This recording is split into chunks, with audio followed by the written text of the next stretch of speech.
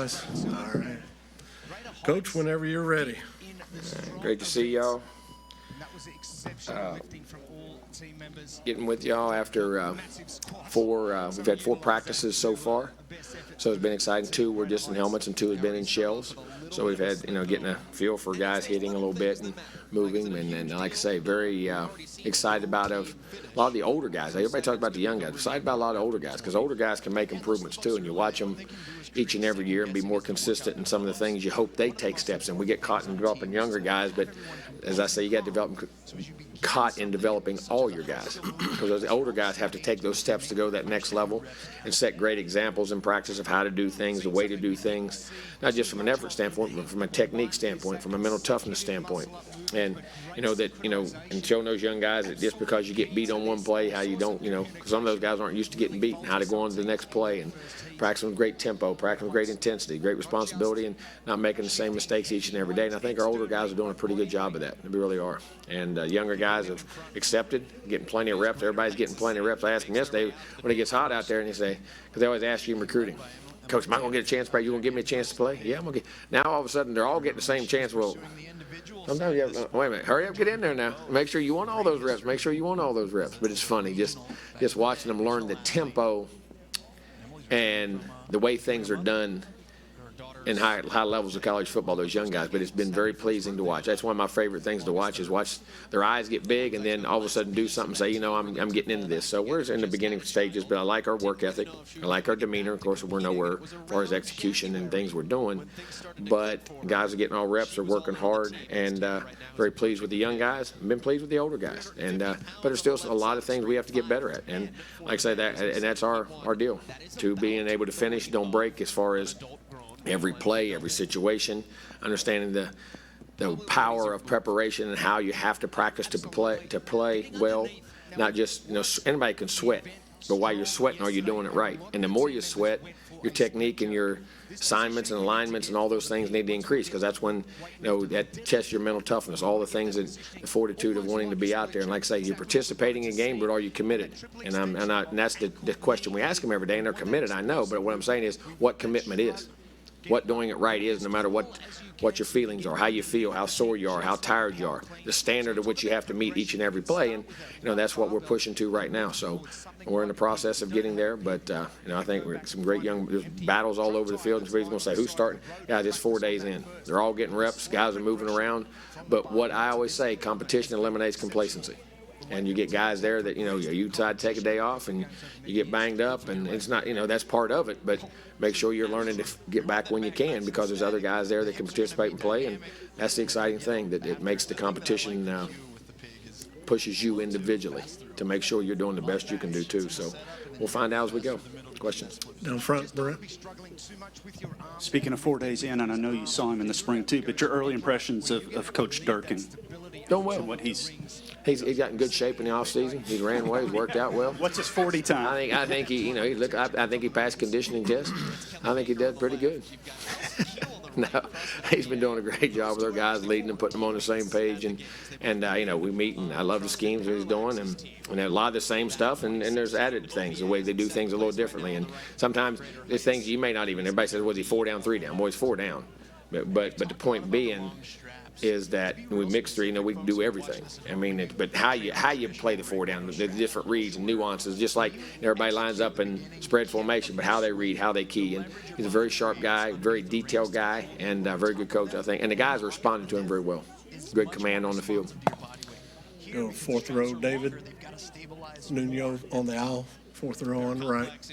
Thank you. Jimbo, I know you were talking about the freshmen, but are they built different today than 5 years ago, perhaps, with the way high school's different? No doubt, because I think our knowledge, just physically, from the knowledge we have on how to work out, how to eat, how to train, how to take care of our bodies, and then everybody's got a personal trainer, 2 personal trainers, and, in that regard, which is really good, but sometimes they got to make sure they don't overwork. We know what we're doing too, so we don't need to train 24 hours a day, 7 days a week. But at the same time, their body types and the size, speed of these guys is, as far as the physical. Now that doesn't. Here's I always say this: That gives you the ability to be a good football player. The ability to be to be a great football player and a really good football player, whatever you want to define it as, which we want great, hasn't changed since the beginning of time. You still got to play the game. Where my steps are, where my hat is, how tough am I? Can I give effort? Am I mentally focused on everything I do? Am I disciplined? Do I have pride in what I do? Can I grind through this, and how to catch a ball, how to throw a ball, those techniques change, but the actual doing of those and performing and being able to produce as a football player is different than being a great athlete. Don't confuse that. Now, that's what we have to do now and develop these guys. But guys have done it, and I'll say they're more exposed to things. Also, from a knowledge standpoint, because they've been in camps and different things. So, those transitions seem to get not easier, but quicker. To the left. I think technology, too, and teaching the amount of video and the different things you can show guys makes a difference. Jimbo, you said some of those older guys have improved. Who are some that have stepped up this year, particularly to be kind of the new group of leaders? I think Damani's done a really good job on defense. I think AJ's done a good job. I think Layden has done a really good job. Nice has done a good job in that. I'm going to go through. I think the quarterback, Haynes and Max, both do that very well, very natural in what they do. Trying to go through everybody. Some young guys are on offense as you go through. Defensively, I think McKinley Jackson has really taken steps forward to how he's playing, and he's healthy now, and knowing he's a junior and been in that third year, I think he's jumped out there at me. I think Fidel Diggs does a really good job in leadership and what he's done. I think Coop has jumped out there. Miles Jones and what he's done. And I think our punter and our kicker, have done a good job. And our snapper, choked. And you say that, can special teams guys do? Yeah, they are very respected, because I'm going to tell you, we have very good specialists. And those guys are respected in the team and how they work and how they do things. So, those are just some off the top of my head. I'm just making sure I'm just thinking. But those guys, Isaiah Rakes has done a good job. Been very mature. He keeps growing up. It's fun watching him. I'm just making sure. But yeah, some of the guys that just jump out right off the top. Down front, Brent, and then Mark on the left. When you name a starting quarterback, whether it's you obviously have the option of a lefty or righty in this situation as well. Does that decide also where the tackles go, or does that play in terms of the backside? I don't. In today's time, guys flip in, you're in the boundary, and you're not, it's not like pro football because you have a boundary side and a field side. Pro football, you're basically in the middle of the field all the time. So it's a different dynamic. People don't realize the difference in college football to pro football because of the hashes. It's a totally different game and dynamic with the wider hashes. So, there's always going to be a guy, however they put their rush in and things like that, I think affect it. But no, in today's football, both sides tend to rush. And I've always said that, it's blind side. Well, what a guy's running at me scot-free. Sometimes I'd rather see him be scot-free from the backside and get the ball off than running right at me in the front side. You know what I mean? And I know we think all those things, but I think right now both sides have to be just as important.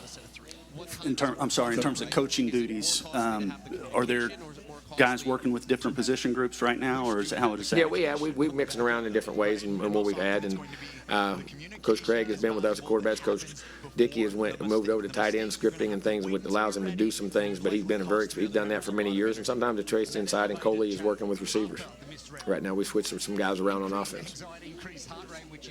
They've all done it before. Every one of them's coached those positions before. The dynamic of how we do things and how we want to go. Front left, Mark. Well, Brent took my question there, so I'll switch to this one. 4 days in, what as a coach? You didn't copyright it. No, he always does that first. You think? Boy, see, he's the guy. He's the guy in your group. He's the guy in your group. He's the guy in your group. There's always one, isn't there? But 4 days in, largely without pads, what do you as a coach look for from your players? Well, I'm going to say this. You say without pads, we ain't tackling or not tackling. When you're in shells, you stay up. You can still be physical and play and do this like you can in pads. There's the only time we ever tackle, go to the ground is if you're in a scrimmage. Other than that, we're never on the ground. We don't want to be on the ground in what you're doing. So I'm looking for consistency. I'm looking for mental and physical toughness. Can you give effort? Are you disciplined? That's the thing, man. We talk about all the things you do. You're disciplined. Your mental and physical toughness, and that allows you to have discipline. Give an effort. You know what I'm saying? Consistency. Are you available? Listen, availability is the best ability you can have. Then dependability and accountability. Those things are what it gets down to, and the intangibles of how you play and are you there every day, and then how you're learning, the ability to comprehend information and process information and not make the same mistakes daily. And as you add new things, you also can judge a player when you add new things. How much can he hold, and how quickly does he pick things up? Is he a total rep guy? Is it shorter reps? And some guys can take it from the meeting room to the field and get it. Some guys have to rep it a couple. And that doesn't mean anything in particular, but you're learning that from your guys. You know what I'm saying? Which is very important when you get to weeks of game planning and what you do and how much you change a guy and what you ask him to do. There's so many different intangibles that way. Go right side front, Cole, then Cease on the left. Jimbo, Anais was talking about on Wednesday last week how he feels that this class is special because they went through the entire recruiting process with you. They were the very first class you went through the entire, the entirety of the entire, what you're looking for. Yep. Do you feel the same way with these seniors going into this year, or is it just, a unique, different experience with all of your recruiting classes? Well, I'm going to say this. I always revert back to when players go to the league and all that, but listen, all the players on your team become your children. And I don't feel any more connection or disconnection from the other guys, let me say. But at the same time, I do remember walking in their houses. I sat in their living rooms. I sat in their houses. And, and things they did. And there's a little more, and that's not connection, but you were, you're responsible for choosing and picking. You know what I'm saying? And then, because the other guys always say sometimes it's harder on them because, all right, they feel, all right, that coach didn't pick me or he didn't recruit me. You know what I'm saying? And how do I adapt? That doesn't make you love or dislove a guy any less. But sometimes the nerves on their end. But at least these guys know that they're guys that we went after, and I've sat in their living room and seen them, and and had a longer relationship about probably more understanding their dreams and goals, because you get that a lot of times in recruiting, what a guy thinks, what's important to him, where he sees himself, what's his ultimate goals from that standpoint, and you do develop even a little more of a bond, probably so in that regard. The left, Cease, and then Olin. Before I ask my question, I'll go Olin. So did the offensive coordinator and co-offensive coordinator keep the same titles? Does the titles stay the same? Yes. Okay. My question is, at some point in this summer, did you look a little closer at your schedule as particularly SEC teams, who's coming back and who might not be coming back? And do you have any thoughts on your schedule, particularly when you've got those 4 games away from Cal Field? Yeah. Oh, yeah. I mean, we do that we evaluate personnel on the other team. I mean, we have off-season breakdowns from personnel to scouting report as far as what they did against us, what they did against other teams, schematics, other people they add to their staff. You got to pay attention to staff additions on their game. Right? What is his background? What could that add to what they already have? I mean, you want to talk about analytics on top of analytics on top of analytics on top of analytics. And thank God, I will say this, I'm not a computer guy, but thank God for computers to be able to get all that information in there and the number of people you have to have now to do that. I mean, as I say, your staffs are growing, but that's a big part of and then studying yourself and what you've done against them, things they've done in the past, that whole thing. And then what was your second question about the schedule? 4. Yeah, I mean, challenging our guys in the mental toughness and how we do the off season as far as presenting that to them. I don't think guys sometimes don't pay attention to that. And we presented our schedule to our players and understand we have a very, very difficult non-conference schedule. And we have a very, of course, conference schedule, which we always do. But the amount of time going on the road in this league is tougher than as tough as it is anywhere, because of the environments, the hostilities, and people play well like us. We play really well at home. Things that go on, and understanding it. I think from an educational standpoint to your players about what they're trying to go into. And it's like all kids. I mean, they take most of them guys into hopefully reinforcing it to the seniors and making sure they're getting it across about the mental toughness and ability to execute and do things and why we practice like we do and all that. But yes, that's a big part of how we do it, and probably so.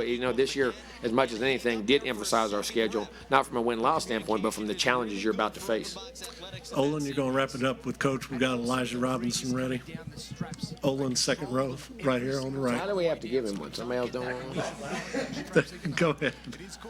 Coach, I was reading a preseason magazine, and they quoted an anonymous SEC coach that said Texas A&M is an 8-4 program, and Jimbo knows it. And I just wonder if you would have a response to that.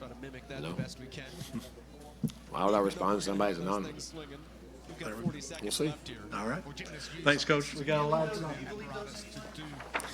Anonymous. That's the way y'all justify saying what you want to say. Them anonymous is y'all reporters writing and saying what you want to say. It gets you off the hook, see? I don't know. No, and I won't ever comment on them. I don't ever do that. But hey, that sells books, sells papers. That's real good. Good teamwork trying to flip. That is a That good the run for opposite. Kelsey Keel, and it just eats up Joey Tortora, so he can't get another flip. But Open Box Athletics throws down the hammer here in heat number 2, trying to get themselves back in the mix of things. How you guys Greater doing? Heights that led the majority All right. of the way. Well, we got Coach Robinson. They'll finish second. It is Rhapsody in third for the heat. An event like this sometimes just leaves you in more frustration. Coach, when you look at all the young talent, you guys have on the defensive line with, Shamar Stewart and Walter Nolan and, Gabriel Brownlow-Dindy, what have you ever had that kind of talent before on the defensive line? And do you feel like these guys are the kind of true freshmen that can make an immediate impact? I think the most important thing when you get young guys is just, again, teaching them the small things, like doing the ordinary things. Like I said, they was talented, probably the best in the country as high school players. I think when they go on this level, you got to teach them the ordinary things. You can't jump ahead. You can't let these guys get too far ahead. Coaching the details, teach them how to be a pro. That's by just doing the small things, and I think that's where it starts at. We go front row on the left. Coach, you guys got another commit from a Philadelphia player yesterday. You have had incredible success at the Northeast quarter the last several years. What's the trick of the trade there? I mean, is it just being a Camden guy, knowing how to talk to him, or is it something else? I don't think it's a trick. It's about building relationships, and obviously there's relationships in that area. But also, our support staff do a great job. And I think it's not just about the connections I have, but when these kids get on campus, and the people, our staff, the support staff, the 12th man, all the things that this school can do for those guys outside of football is truly to sell. They come here to feel at home. I think that's the biggest thing. We'll go fourth row on the right, and then we'll go to Olin. Coach, your confidence level with that line, just it's completely different, obviously, and the way they have come together just going into the season. I think the older guys did a really good job this summer, getting those guys around them, teaching them, again, the small things, the details, how to be on time, how to do the ordinary things. And McKinley Jackson, Isaiah Rakes, Shamar Turner, those guys did a really good job with the young guys, and they lead by example, and those other guys just follow. We go second row on the right. Seems like y'all had a really strong pass rush last year, but about 90% of that, the sacks that were accounted for last year has gone on to the NFL and other places. So you see these guys every day. How difficult do you think it's going to be to kind of replace that production, and how confident are that y'all can? When you look at it, like you said, we lost some really good players. We all know that. These guys has been here. They had the great thing is they had a chance to be behind those guys that left. And those guys, they've been working. They watched the way that Marv and Mike Clemens and Tyree and Jaden Peavy, how they worked. And those guys, they're going to work their butt off to be good for us this year. So we got to continue to coach them up. They got to continue to buy into that process and go from there. We'll go to Brent on the front row, and then we'll go to the back. I know you had spent some time in Waco prior to here, but what was it ultimately that brought you to Texas A&M? What was it now, almost 5 years ago, or 5 years ago? I always pass this town on my way going to go recruit, and every time it grabbed my eyes. And I truly didn't understand what Gig'em meant. I always passed by a barn that had a big white painting that said Gig'em. I had no idea what that barn was. But I always drove past, and I wondered what College Station was like. When I had the opportunity to work for Coach Fischer, that was something I couldn't turn down. To be in the SEC, have the opportunity to work under Coach Fischer, one of the best coaches I've ever been around. And also, when I learned about the 12th Man Foundation, just what this school can bring, you understand two things. You get an opportunity to play the SEC. You can sell that, but also get a great education and be able to be great at life at the ball. So when you have all those things to sell because of this great organization and this great university, why not? I think you and Coach Price provide a pretty formidable 1-2 punch on the recruiting front for the defensive line in that area as well. I think Coach Price is amazing mentor to me. He went to school here, he played here. He understands everything about Texas A&M, so he made my transition easy. All right, Coach, you're going to go to the back on the right. Justin? Hey, Coach, over the years, we always hear about edge rushing, getting all the sacks. Interior guys, though, you coach them. Obviously, run, you want them to stop the run, but how much of the pass rush can be affected inside now in this type of game? Yeah, so you have to work together as a unit to create pass rush. And sometimes you got to understand it's not all about getting the sack. It's about affecting the quarterback. So if that's just pushing the pocket inside, that's a big thing. All right, we got to make sure that there's no escape lanes as well, so our edge guys can get there. And then there may be times where we want our guys inside to win. So we got to work together as a unit. And again, it's not just about sacks. It's about affecting the quarterback. If we affect the quarterback, we've done our job. We go front row on the right. We got time for a couple more. Coach Jimbo always talks about in the secondary that they want to play matchups and coverages. Certain players have to go against certain formations. Is it the same way in the defensive line where you'll have certain players maybe move inside to be a zero tech, or certain players only rush on third down? How do you go about playing these guys with a very deep defensive line? Well, you look at personnel first. Obviously, you want to look at matchups.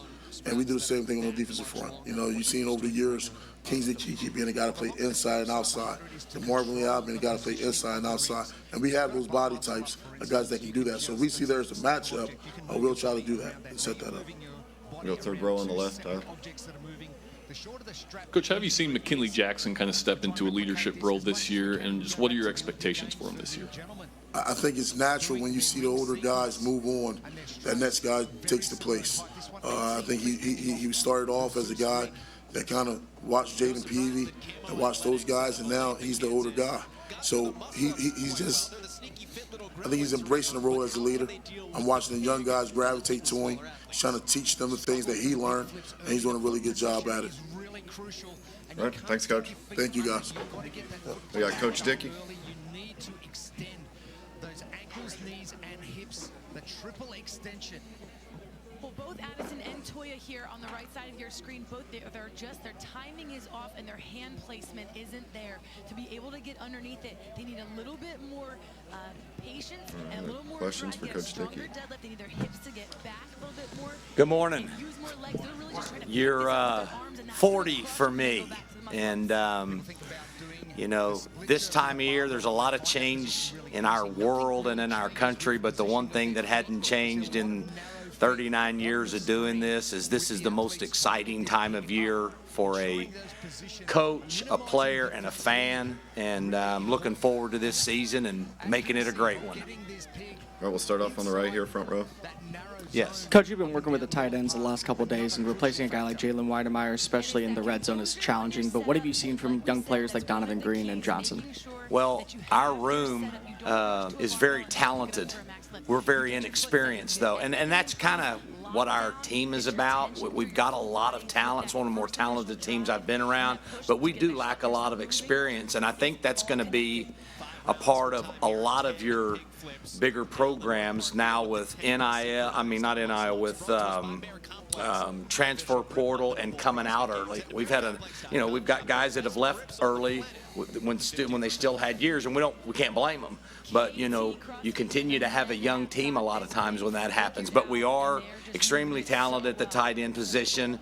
Max Wright is a very dependable, steady guy, knows the offense probably as well as anyone. Blake Smith knows the offense extremely well and is a talented guy for us. But the two guys you asked about, Donovan Green and Theo Ostren, those guys are going to be great players. They're going to both have a chance to be drafted in the first round. And another guy that's new here that was here in the spring, Jake Johnson, fits that bill as well. So we've got a very talented room. They've all got a little bit different thing that they are good at, stronger than the other guys in, but they're all very, very gifted players. And they're fun to coach because they're hungry. And those are guys sometimes that are, they're eager to get out there to show what they can do. When they make a mistake or they don't know something, they come running to you and they just, coach me up, coach. And so it's fun. We've got a room full of guys that can do well in this offense. Yeah, we'll miss Jalen, but that's the way football is now. Guys come in, they have good careers, great careers, and they move on, and you've got to go to the next man up philosophy. Our coach will stay on the front row on the left side. Coach, you've kind of got the unique position of having coached the quarterbacks and now you're coaching the tight ends. As a whole, how does this offense look to you from your perspective compared to the last couple of years? Well, as I said, we've probably got more guys with outstanding talent across the board than we've had. Our offensive line is very physically talented, strong, young, but we do have more depth than we've ever had. We got more guys we think we could put in a game up front than we've had at any time.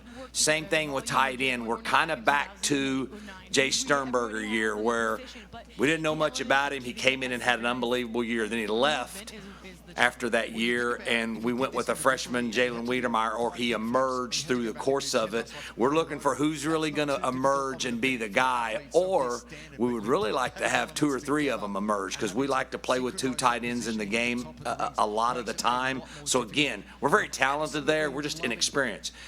The group I'm most excited about is our wide receivers. This is one of the fastest groups of wide receivers, most talented groups of wide receivers I've seen. We do have some experience at the wide receiver position, but we also have some young talent that is going to create a lot of competition at that position. The quarterback race is a very competitive battle. We got some young men that one guy has SEC experience, Max Johnson, but is learning this offense new, and we're very different on offense. So in the spring, they were all kind of, actually Haynes had a little more, obviously more experience in this offense, which is, as important as playing in games. He doesn't have a whole lot of game experience, but he's been on the field in this offense, and he's had the most snaps in this offense. And Connor is just an extremely talented guy, and from what I've seen, he's figuring it out. In the spring, he was just learning the system. He's still making great plays, and he's doing the same thing now. And I think Coach Craig, who played quarterback in this system, will do a great job bringing those guys along with Coach Fischer. So goes back to running back now. I think everybody knows about Devon Achane and what he brings to us. He's one of the most dynamic players in all of college football. We've got a couple of young guys, Amari Daniels and LJ Johnson, competing for his backup role.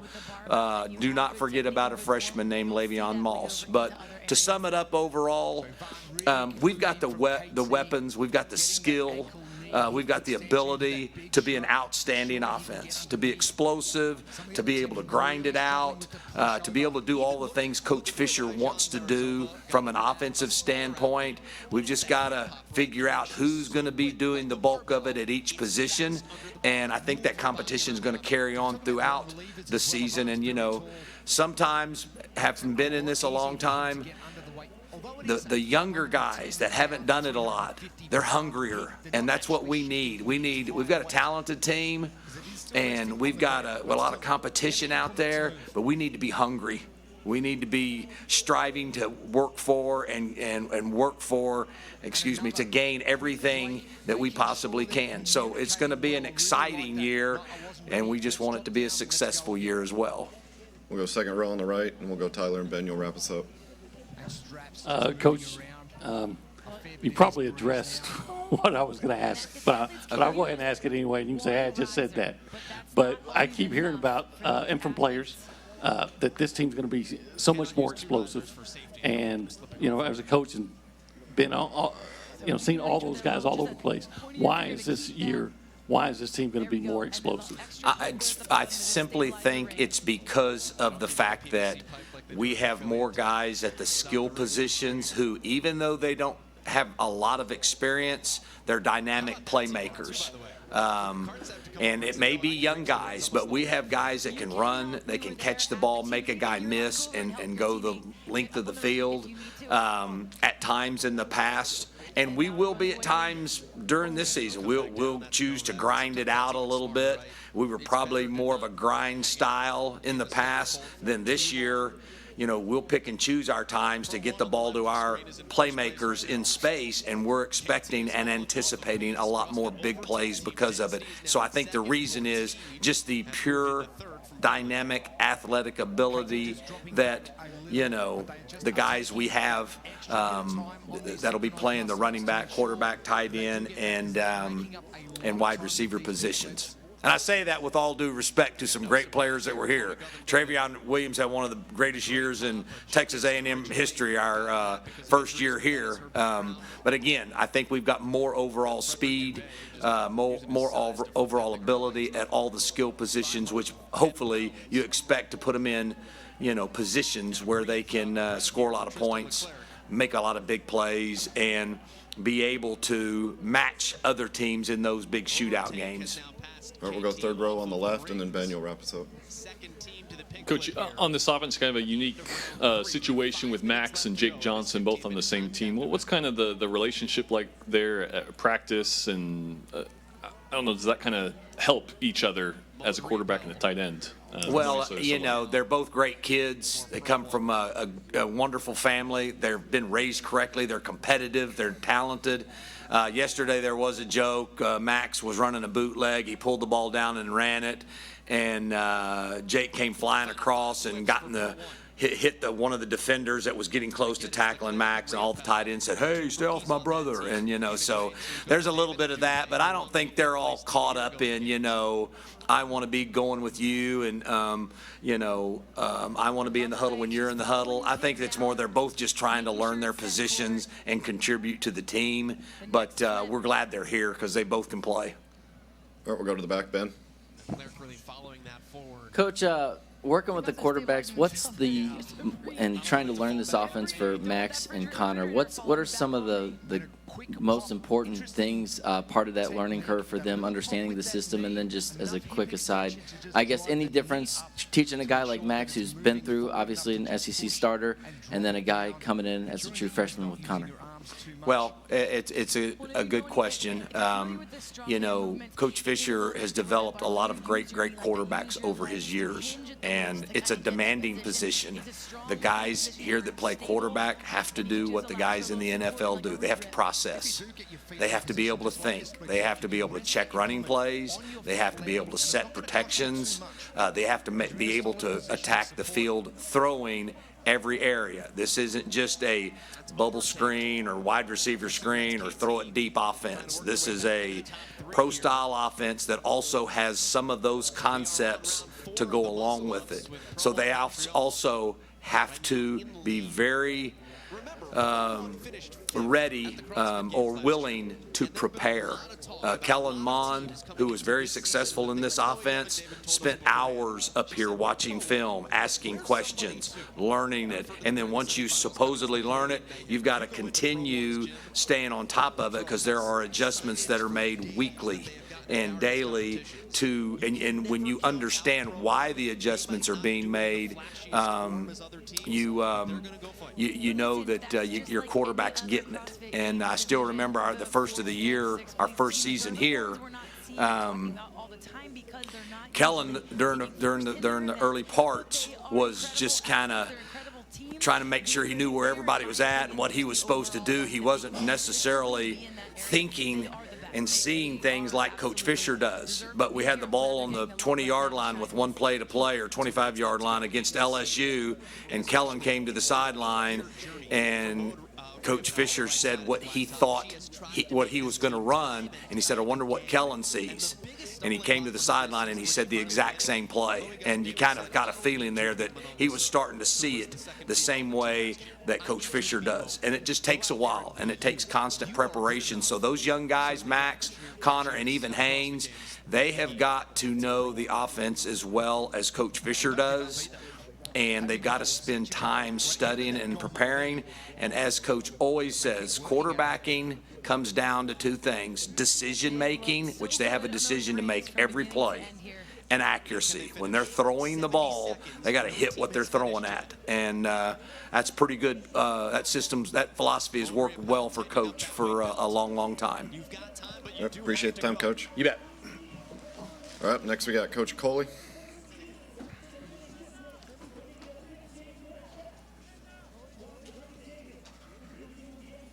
Good pop. Chloe just gave the thumbs up to the camera. The confidence. How's everybody doing? Ease from the veteran. Questions for Coach? 30 seconds to go. Pro One has to move. Start up here, front row on the left. Time is there, but it's fleeting. Coach, you've coached wide receivers before, but how much of a acclimation process has it been to make that switch from tight ends to wide receivers this year? It's not a big switch. I mean, tight ends, you know, you run routes also, and you're responsible for similar stuff in the run game when you're displaced. So it's an it's different, you know what I mean, from last year to this year with regards to just a set of skill set that you have and what you're dealing with. But I mean, it hasn't been a big change. Stay on the left, third row. Coach, what does Evan Stewart add to this offense, and is he the kind of guy that you foresee just making an immediate impact as a true freshman? Yeah, so far, I mean, he's added his speed is when you're watching it on video or you're watching it in, live on the field, it's there. I mean, the DBs feel it. He's explosive, so he's fast in short areas and he's fast with long speed, and that all helps route runners get open. When you can be as explosive as he is, he's also very bright, extremely intelligent. So he brings a really good package to that room, especially as young as he is. And he's a prideful kid who takes a lot of pride in being prepared and, having his toolbox, his skill set ready to go for practice. We'll go front row right here on the right. Coach, among Anaya Smith's multiple nicknames, one of them is Mr. Everything because of what he does for the offense, but he also seems to be one of the biggest leaders in the locker room and one of the faces of this organization. When you look at that, how does he set the tone for these young receivers to go through practice, to go through game days, to go through all these little aspects of what it means to play in the SEC? Right. He's involved in every play. I mean, he's there chirping and talking, and that's the way he approaches the game. For him, it's a mental edge, and he's not one of those guys that we've all seen in the past that may stand on the side, and if he's not in getting ready for their rep, he's in other people's reps. So he's been huge for the young guys because he's always talking to them. He's huge for the older guys because he's talking to them too. So he's got the right mindset. We'll go second row on the left. You guys threw deep a lot in the spring game, and Jimbo said coming out of that was going to be a part of the offense moving forward, the ability to throw deep. So where do you feel that's at, and how do you go about making that happen this fall? Sure. I mean, doing what we're doing in practice. I think that we have speed on our team. Everybody said this is the fastest team we've had since Coach has been here, this is part of it. He's led the league. He's led college football in explosive plays as a play caller and head coach before, so he knows schematically how to get after defenses. And we got guys now that can stretch the field. So he's accurate with what he wants to do. We'll go first row on the right here. You had obviously had some good years in the SEC and been across the South, from the South. What did you know about Texas A&M before coming here, and what ultimately brought you here to A&M? Short tradition. You know that this is a big-time program in a great state. That recruiting is you can find whatever you want. It's loaded with players. Always been a tough environment, that you understood if they were on your schedule, not only if you were going away and playing there was going to be tough, but kind of the mindset of the players, and the blue collar of this university. Those are the things that pop in my mind when you see A&M.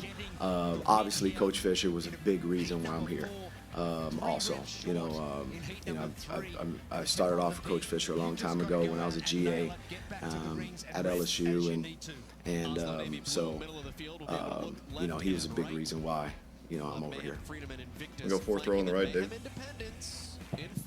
Coach, obviously a great collection of talent, young and old, but these young players beyond Evan, Noah and Chris, how they're pushing some of the older players to be better as well. Sure, yeah, everybody's pushing everybody. This is the heat of camp right now. So it's heavy competition, and with respect to the guys in the room, it stays on the field. So they've done a really good job going in the meeting and talking with each other and giving each other their thoughts and, hey, you should, this he's right, listen to this, and or hey coach, could he have done XYZ? So they've been really good teammates in the meeting room, but they've got after each other on the field. So they're competing. We'll go to the 6th row on the right. Coach, as sort of a follow-up to that with Chris and Noah specifically, bringing the size that they do, something that, I think could be a big asset for this team. How do you see their role potential, what role they could fill kind of with that skill set that they bring? Role, being on the field. You know what I mean? I think when you're in training camp, you're competing for jobs. So hopefully they're competing to be the starter. With their size, one thing that you got to bring up with that is big guys like that. Are they guys that body you up to make grabs, or are they guys that have a catch radius? And those guys have shown that they have a catch radius, right? They got to continue to work, to continue to improve that catch radius and to stay on top of their game, right? But they got a skill set that makes them an issue in the perimeter. We'll go in the back with Justin and Brent. We're up to. Coach, I know you mentioned a lot of the downfield passing, but how nice is it with this speed now that maybe you can throw a bubble or a 5-yard slant and they can take it to the house? I mean, does that play it different too? I mean, that has to help too, right? Absolutely. That's still those are yards you steal, right? Because of the leverage maybe the defense may give you because of who you have in the backfield, right? That guy in the back of the room right there, right? So they want to be stingy in the box, and you're throwing a bubble out there to a guy who has speed. They could be the fastest guy on the team, or could just be a guy who's long and fast and strong and is hard to tackle. So that adds an element to your game, being explosive along with going deep. All right, Coach, we'll wrap it up right here in the middle. In your role as co-offensive coordinator, what exactly does that mean on game day duties or in-game duties when you're co-offensive coordinator? Sure, just input with the head coach, the final touches and preparation during the week, organization, along with Coach Dickey, making sure that Coach Fischer's thoughts get down and get repped, and versus the right looks, and making sure that whatever needs to be messaged to the rest of the guys, that we are the voices for that group. During game day, it's adjustments. So he's continuously looking, asking, all right, what do we got to do here? They're doing what to us? And then we give them that input. Coach Dickey in the sky and myself in the sideline. Always like to hear the old stories. Any early impressions from being with Coach Fischer in Baton Rouge in '04, and anything that stuck with you at that time that you learned from him? Sure. Just his ability to have more and make the players feel like it's less. Just a huge volume of offense. And then, the players didn't feel it. Just the way he approached it and taught it, the methods, the simple sayings that clicked in meeting rooms. Hey, say this, because they'll get it. Just his ability to be a really good teacher. All right, thanks, Coach. Appreciate the time. We got Coach Durkin. Teams doing 1s and 2s all morning long, so they will break there. But that was either 6 or 7 strategic sets, and they want to do negative sets as well. What I mean by that is if you've got 10 to do, you want to go over 5. Easier for the brain to calculate, and also a smaller set to Questions for Coach? Start right here on the right, front row. DJ, you've had a lot of success at major programs, and you've been in the SEC at Ole Miss last year with Lane. So why Texas A&M was the place for you to be this year? Yeah, I just feel like this program and Coach Fischer's vision and his proven track record and things he does is, I think everything lines up here to really be able to do something special. I think, we've acquired great talent, great players. Now getting to meet everyone, I think we have great people is probably most important. And, so very talented team, talented staff, and this is a good place to be. We'll stay right here in the front row on the right. Coach said you still have a pretty good 40 time, by the way. So, do you embrace? It seems like we're seeing it again. Do you embrace the title, the wrecking crew, in terms of this defense, or is that something that has to be earned? What is your approach on that?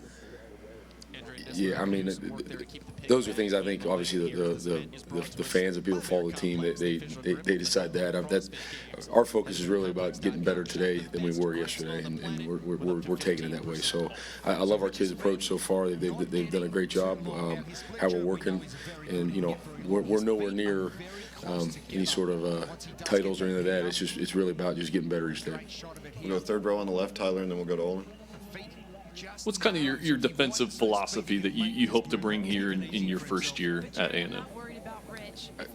Really, to me, the coaching is about being able to build your scheme around your players. So we're multiple, and if you look at where we've been a little different at every stop, just based on who the players are. And so, I think you got to play your players' strength. I think, just saying like this is the scheme, and learn this playbook and throw it out there. I mean, that sometimes will work, but sometimes it wouldn't. And I think our job as coaches is to make sure we're evaluating our players. What do they do best? What do they do well? And put them in those positions as much as possible. We'll go second row on the right to Olin. Tanya, they're just walking. They're under control. They don't need to rush to get back. Then they can communicate as they're going back. Hi, Coach. How were you able to take what was at first kind of a porous Ole Miss defense and turn it into a pretty good one? And do you have to follow the same blueprint at A&M, or do you take a different approach with what you have inherited here? I think wherever you are, any job, all that, it's really about, especially in this day and age, it's about creating buy-in. It's about a group of coaches and a group of players all coming together for one common goal and learn how to be part of something bigger than just themselves, which is a hard thing nowadays. And so that's what it is. That's what I love about the game of football. I love about coaching is it's one of those opportunities where I think there's very few anymore where you can really teach team concept and teach guys, my actions, my words, the things I choose to do affect more than just me, and so really getting guys to be there for one another and buy into that. And the quicker you're able to do that with coaches and players all alike, obviously the more success you'll have. Coach, we'll go to the sixth row on the right, Ben.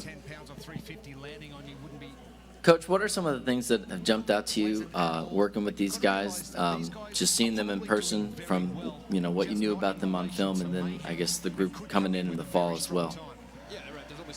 Yeah, I love our daily approach and attitude to what we're doing. Our guys really grasp learning, some new terminology and calls and all that. They've done a good job handling all that, and I think it's the day-to-day of coming to practice, ready to go, and maybe it's something that carries over from before, maybe it's something new, but there's buy-in right now, and they're working really hard at it. And so, again, anytime you have that, I think you have a really good chance to be successful. We have a talented team, and so we get guys on the same page. I think we'll be good. We'll go front row on the left, and we'll go to Brent. Coach, in some of your past stops, your defenses have been very aggressive. You were obviously aggressive against A&M last fall. Taking a look at this secondary, do you feel like you can bring maybe blitz more with the caliber of the guys you've got in the back end? The guys who are in the back end, I think we're really talented there. I think they do a good job. They embrace playing aggressive, and I think part of playing defense is you got to be aggressive. But I also, again, I think that's a week to week and game plan thing. What's good, what'll work, what's been effective versus the team you're playing. So I think all those things you leave open ended, and to me, every week you make the best decisions. All right, this gives us our best chance to be successful in this game. Go to front row, Brent.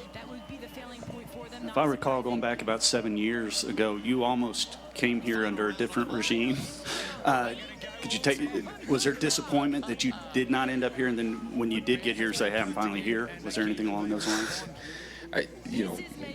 When you're in coaching long enough, there's all kinds of things and possibilities and maybes and everything else. To me, you just worry about things all happen for a reason. You are where you are, and that's usually how it goes. I think it's a good way to live, a good way to be, especially in this profession. And so, I'm thrilled to be here. My family is as well. I think College Station is such a cool place. There's a great tradition here with this university and this football program, and I'm just very happy Coach Fischer was able to offer me a position to come here. I'm thankful for that, and I love working with these guys every day. When Coach Fischer brought you aboard, I think he had told us, okay, things aren't going to really change much on defense, and then he described you as a four-down guy with the ability to adapt. Would you describe that as accurate as well? Yeah, I mean, obviously we're going to do what fits us best. And again, like I said, you look at where we've been at different stops. We've been a lot of 4 down, or a lot of 3 down, or a lot of whatever it is based on who our guys are. And so that will continue here for sure. We got time for a couple more. We'll go Tyler, Cole, and Cease. Third row. Coach, how much does it help your job when you have guys like Antonio Johnson, Damani Richardson as just veteran leaders for this defense? Leadership is such a critical component. Leadership's a word that is so it's hard to define. It's hard to really just describe to someone what that means, what it is. But you know it when you see it. It's one of those things. And I think any team that's going to win at a high level and compete for a championship better have great leadership. Usually you can trace it back to that. So leadership development is something I really believe in, something we spend a lot of time on, more than just X and O's. Defensively, we spend a lot of time on that. And so having veteran guys and the guys you mentioned as well as some others certainly helps. When you have guys that have been around it and understand some things, I think their ability to lead, becomes much better for them because of those experiences, right? We're all products of our experiences and what we've learned, and so you have guys that have been around it, played a lot. They have some experiences where they can speak on to a younger guy and hopefully get them going in the right direction. We'll go front row on the right, and then Cease will wrap us up. DJ, when you look at a defense right now and you're trying to get blitz packages going, one thing that's really important is speed. To have a guy like Edgerrin Cooper, who is basically a safety that can hit like a linebacker in that middle of the field, what does that do for your blitz packaging? Yeah, position speed is it's always been important in football. I think it's more important now than ever, but the way the game is going. It's so much more spread, and offense is trying to create a lot of one-on-one situations for guys, get the ball to your playmakers in space. And so, now more than ever, you better have position speed. Coop certainly has that, and we're working on all the technique and fundamentals. You take a great athlete like him that's he's so willing. He'll strike. He'll play. He wants to be great. And you start now really, refining his technique and fundamentals. That to me is how you get an elite player, and he's on course for that. All right, second row on the left, Cease. Coach, you use the word us when you're talking about your defensive staff, but really you're the only new guy. So I'm just, how's that transition gone? And could you brought somebody in, or did you like it the way it was? Just wondered about the transition. Our defensive staff is tremendous. I mean, we really have talented coaches, and probably more important than that, we have great people. That transition has been awesome. And to be honest with you, that's always something there's a little maybe thought or trepidation about that coming into it. And these guys have been great. They really have. I think at all levels with our defensive line, Coach Robinson, Coach Price, I can't imagine a better coach group. Those two guys, and they work so well together too. There's no, sometimes you get places where it's like territorial and all that. It's not that at all. You guys work really well together. Coach Santucci is tremendous. I mean, he's a top-notch coach in the country in terms of his knowledge of defense and his relationship with the players and how he recruits and just does everything. And then Coach Rushing has been awesome for me to get to work with him. I'm more in the back end now with him, and he's great. He's as sharp as they come, and these guys have a great investment here in this program, and have obviously been here longer, and investment with these players. And so it's really cool to see, and you can tell the relationship that they've done a great job. When you walk in the room, you can tell the interaction relationship they have with the players that are here. They've been around them for a while, so everyone knows each other, knows the real person, and that part has been very helpful for me. I appreciate the time, Coach. All right, guys, thank you.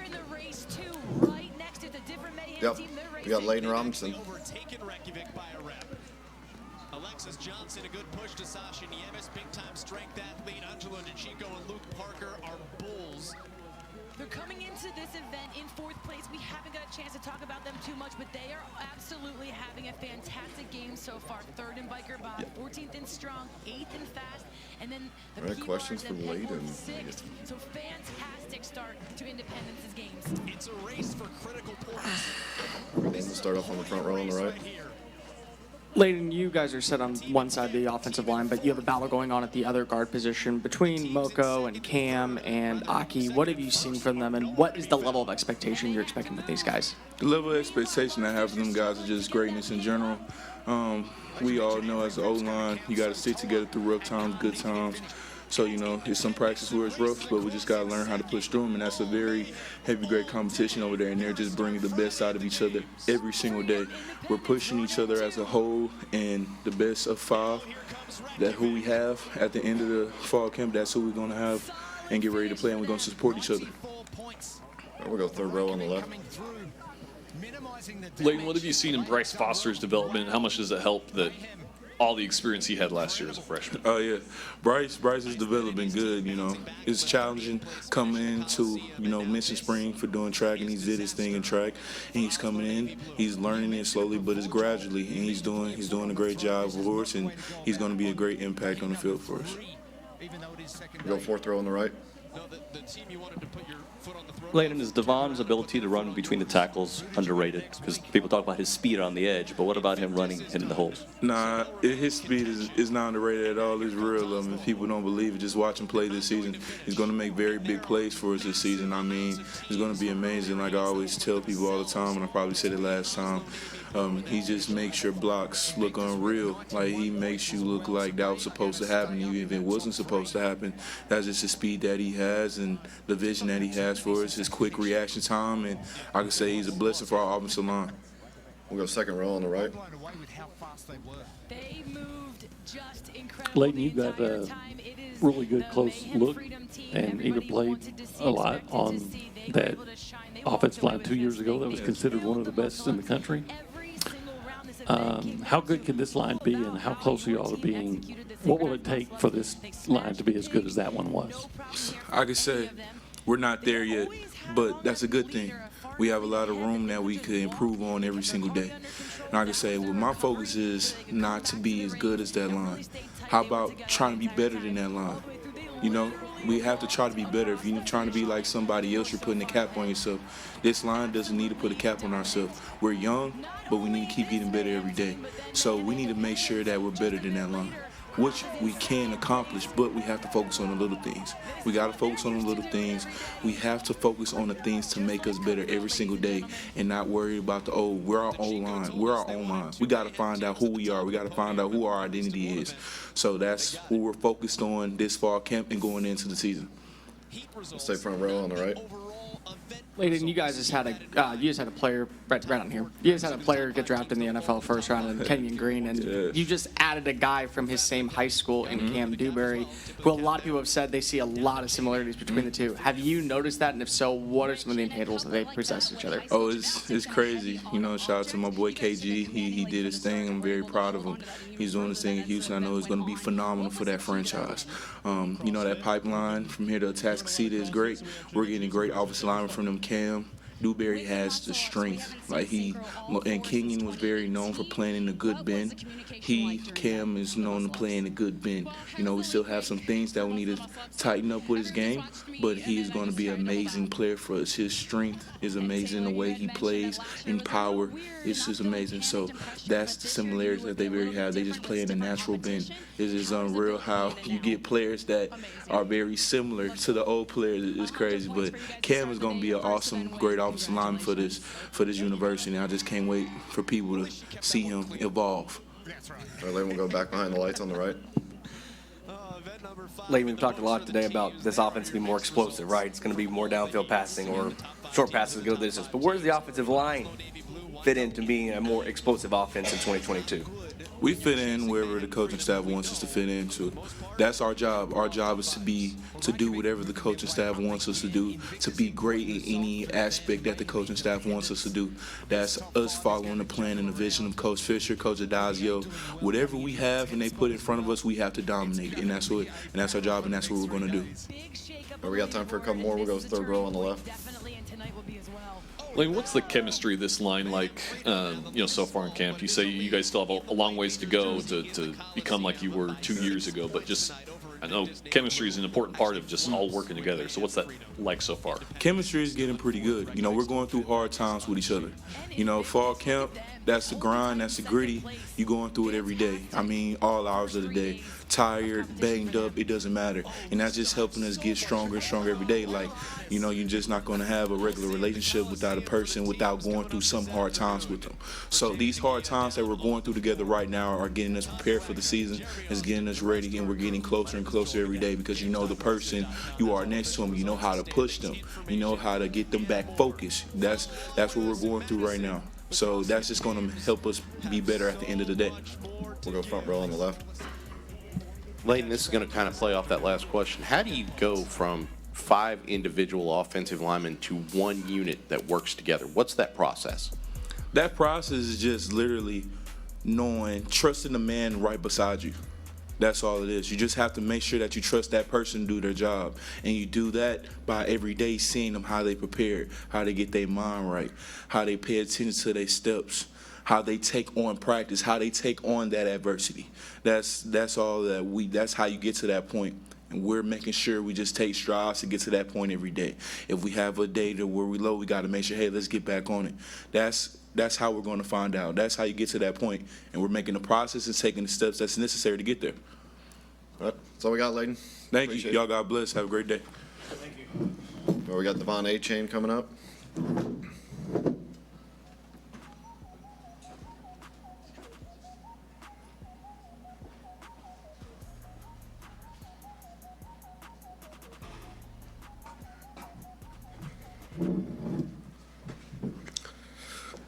Questions for Devon? We'll start out in the back, Ben. Well, we have the definition of effective coaching, but at the heart of great Devon, could you kind of explain what the process is like for you going from football shape, getting into track shape, molding your body for that sport, and then getting back into the flow for this spring? The transition for me is basically just trying not to lose as much weight as I do going into track. You know, obviously a lot of running and sweating, I'm gonna lose weight. So, you know, just trying to stand in the weight room, you know, just keeping my body maintaining, you know, to take a lot of hits. So, you know, just basically keeping my weight up and just, you know, make sure when I come back to football that I'm still in shape and still can be able to run and catch the football like I've been able to do, because I know I haven't been doing it in a long time. So I just try to stay and maintain focus on that. We'll go back behind the lights. Hey, Devon, can you just talk a little bit about kind of the emphasis you're kind of trying to focus on this year? You can do so many different things. Is there one area or a couple areas that you want to do better this year? Yes. You know, just trying to do better. You know, just playing like going out as a receiver. You know, just focusing on like running my routes better. You know, I've been after practice catching a lot of jugs, just basically working on my hands and just try to do what's best for the team. We'll go second row on the right. Owen. Devon, we hear that Evan and maybe Chris Marsh, maybe some other guys are finally that guy that's going to be able to, I guess, stretch the defense and you know, take the top off of it.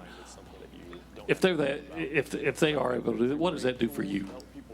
It just makes our team like just a whole lot better, you know, that we can score in every position. So it just makes it easier for me that everybody do their job. You know, just basically just making me do my job just even better, just because I know if Evan is out there or Chris or whoever, a receiver is just doing their job and then I'm doing my job, it's hard to like stop us at like every position. So, you know, we just basically seeing them just be out at practice and doing like the things that they be doing. It just impresses me. So. All right, we'll go third row on the left. Devon, I was just looking at your carry numbers. You had 20 against South Carolina in the big game there, 16 against Missouri. Outside of that in your career, it's mainly been 10 or 12, and obviously you had other guys kind of soaking up some carries. But how confident are you that you can be that every down back who maybe carries the ball 18, 20, 20-plus times a game? I'm very confident, you know, if Coach Fischer wants me to carry the ball 20, 25 times, that's what I do. If he wanted to carry the ball 10 times, I do. I just here just on the team, just being a team player. So if that's what Coach wants, then that's what I do. All right, we'll go front row on the right. Devon, when you look back at your time at Fort Bend Marshall to now when you were trying to carve out a role for yourself to being a secondary runner to now being one of the lead backs, and not just that, but one of the top names in the SEC, is there a sense of pride that you have just internally in yourself, and there's a certain level of expectation that you want to bring this year? Yes, because when I started high school, I was a second string running back, and then until like my junior year, I became a starter. we just like same here. I was a 6-year running out freshman and sophomore year, and now I'm starting my junior year. So it just basically just taking on that role and, just being a leader for the team. So it just helped me a lot, that I also am familiar with, like, the position and phrase that I've been in. So it's basically like the same from high school. We'll go third row on the left, Tyler. Devon, do you still see yourself on special teams with kick returns, and just, I guess, as a unit, how much of an advantage is that you guys have when you have guys like yourself and Anais with returning the ball? You have a very advantage. Me and Anais both ran punt returns and kick returns back last year. So, yes, I also see myself on special teams, even on kickoff. I was on punt return. I played every special team since I've been here, so I don't see, like, a change in that. We'll go sixth row on the right, and then we'll go to Brent.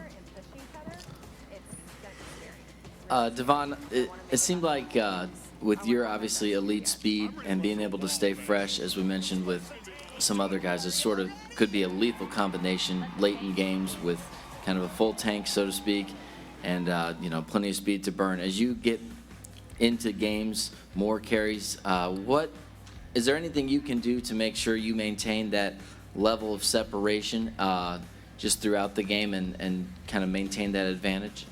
It's just starting now at fall camp. We it's hot.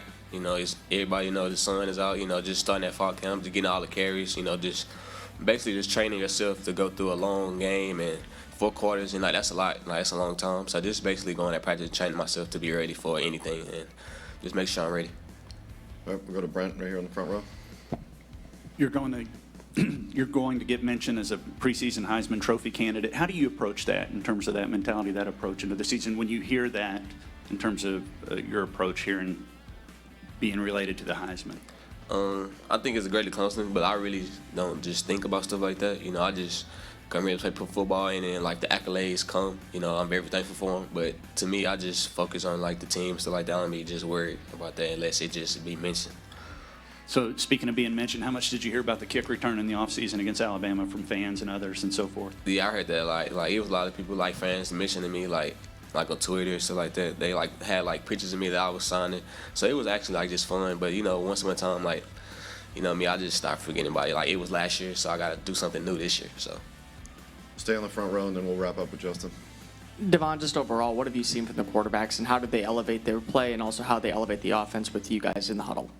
I seen a lot of, every last one of them, all 3 of them. They're great at what they do. They make sure that we all on top of our game. They being leaders, they're very vocal.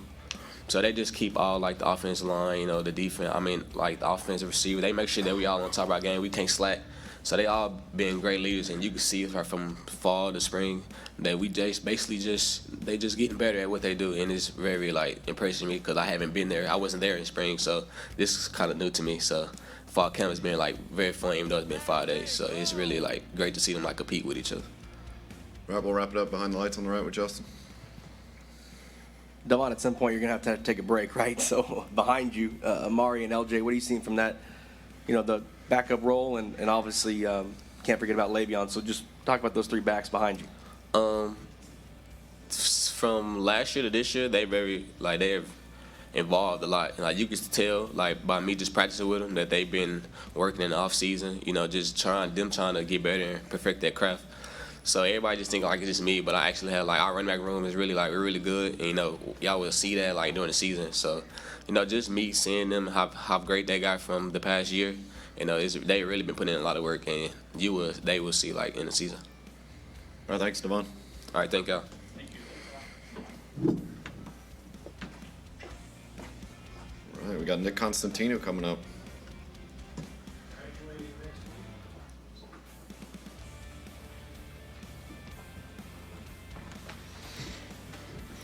All right, Nick, we'll start up front row on the right. Nick, for starters, great mustache. Number 2, what's it been like for you working with the new kicker now that Steph's gone? Really good. We've just been getting to gel together a bit, so finding out what groove works and, being a bit too quick at the start, a bit too slow, so trying to find that right sweet spot, but it's going really well so far. Are you still staying in contact with him throughout the offseason? Yeah, always. Always are, for sure. We'll go third row on the left, Tyler. What's your approach heading into this season? You kind of have the goal of getting the Ray Guy Award this year. Is that kind of. It's not really a goal. I mean, it's great being recognised for awards like that, but at the end of the day, if you don't perform on the field, you can't get the award. So my focus is towards making sure that all my steps towards punting are, somewhat perfect, and which gives our team the best chance to succeed. And then if I focus on that, then the rest will fall into place. So that's what I'm focusing on this year. All right, Nick, we'll go second row on the right with Holden. I need two things. Number one, why does it seem like so many good punters come out of Australia? And then my second question would be, so did you have to be a mentor of sorts to Mocha when he got here? Well, a lot of so we play Australian rules football at home, and that involves a lot of skill work with your feet. So we're kicking the ball a lot of the time. That's why in college, especially now, you see a lot of rollout punts and different styles of punts. That comes from our sport back in Australia. So that's why it's evolving like that. And didn't have to do too much to Mocha. He was ready to go when he got here. He has the right chip on his shoulders, and he's looking really dangerous. So I'm excited to see what he can do. We'll go in the back, Justin.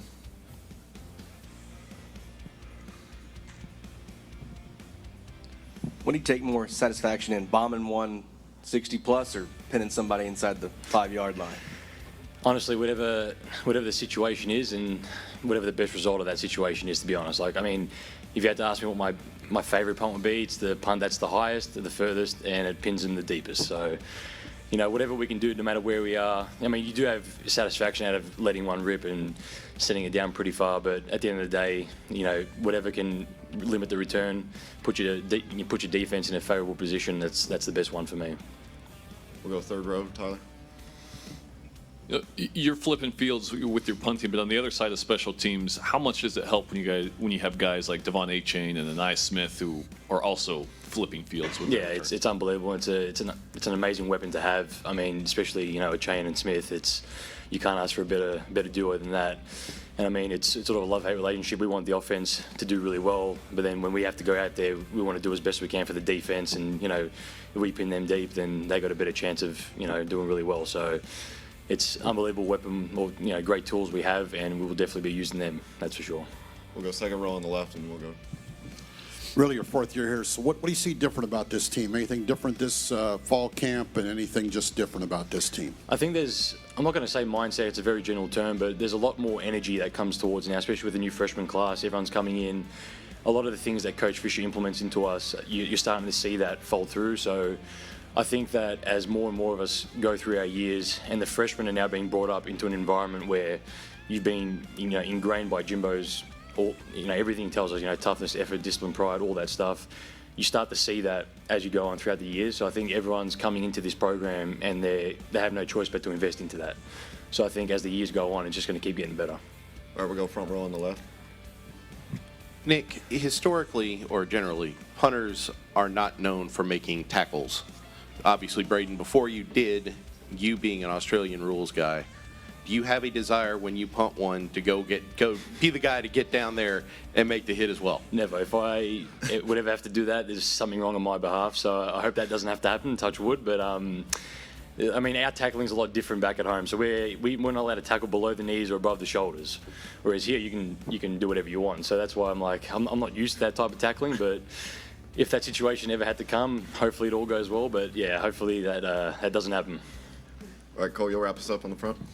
Nick, Jimbo's talked about the competitive nature between the veterans and also the younger players kind of pushing the veterans. Have you noticed that between different position groups to where you have leaders such as seniors, but also freshmen, maybe pushing those seniors a little bit harder? Yeah, for sure. Especially, I say on the offensive lineman, like Layden Robinson's really stepped up a lot.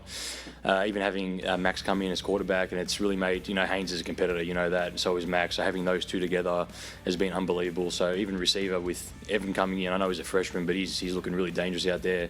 So all of them now it's a very healthy competition. No one's trying to do anything to sabotage anyone. It's just just making everyone rise to a new standard. So it's looking really exciting.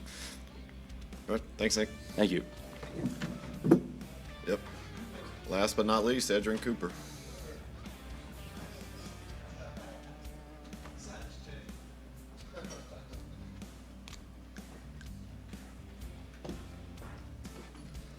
All right, questions for Edrin.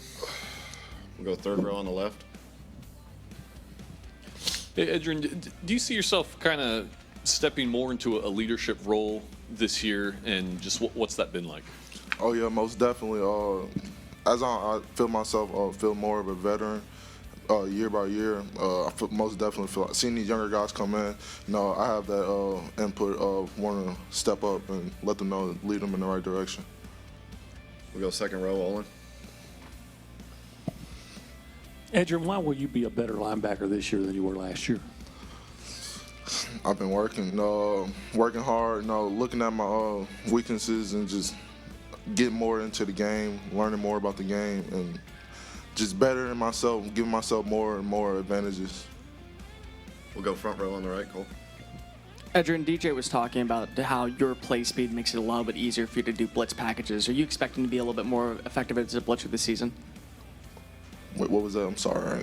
DJ's been talking about your play speed and how it will be effective on blitz packages. Do you expect yourself to be a little bit more effective in the blitz packages? Oh, most definitely. As me moving around fast, I really expect myself, just be sitting pressure. And then with the level of consistency between you and Andre White, having that 1-2 combination balance of playing opposite of him for a while, what does that do for the second level of the defense? Oh, it does it has a tremendous effect on the defense, working together, just having both of us out there, working together, controlling the defense, I feel like it really helps us. All right, we go third row on the left, Chuck.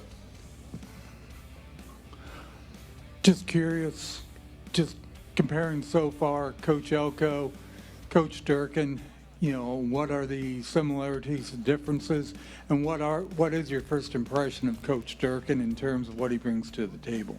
I feel like he came here with a really good plan. Like he really wants to get the job done. But far as defense-wise, how his defense is, he wants us to be able to set our feet in the ground and ready to play fast. We'll stay on third row on the left. Which linebackers have kind of stood out to you or impressed you so far in fall camp? Ish Harris and Montreal. He's been grinding real hard. He's moving. He reminds me of myself. He's moving real fast. Like his drills, he having a lot of intent behind his work. So like I feel like once he gets everything down, he's going to be a great, tremendous player. All right, Adrian, we'll go into the back behind the lights on the right. Adrian, secondary-wise, with Jalen having to play more last year, and then what you have coming back with Antonio and Damani, just experience-wise, and how does that benefit a defense? Just us having experience together, I feel like it's more of a connection. So like us communicating on the field, like I feel like that's the best thing to have is communication on the field, and we just like when we're out there, we just click and everything is real smooth. We'll go front row on the right. Adrian, it feels like nowadays in defenses there's positionless players. To have somebody like AJ who can move around and play in the nickel, can play free safety if you really need to, you can play him at the cornerback on the perimeter. What does that do to set up the tone for the defense? It sets a lot, having a player like that to be able to move around, and if something happens, like somebody goes down or wherever, be able to move him around and we still be in a good spot. Like I feel like that's a good expectation. Anything else for Adrian? All right. Thanks, Adrian. Thank you.